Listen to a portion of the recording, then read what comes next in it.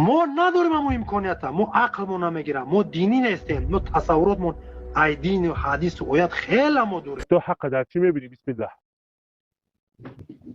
حق در دموکراتیا، حق در دموکراتیا. همورا اینا من نماز نمیخونم، نماز روزه هم نمیگیرم.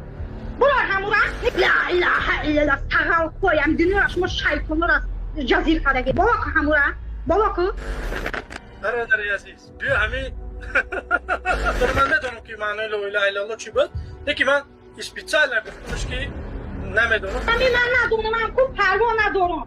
معنی لا اله نیست.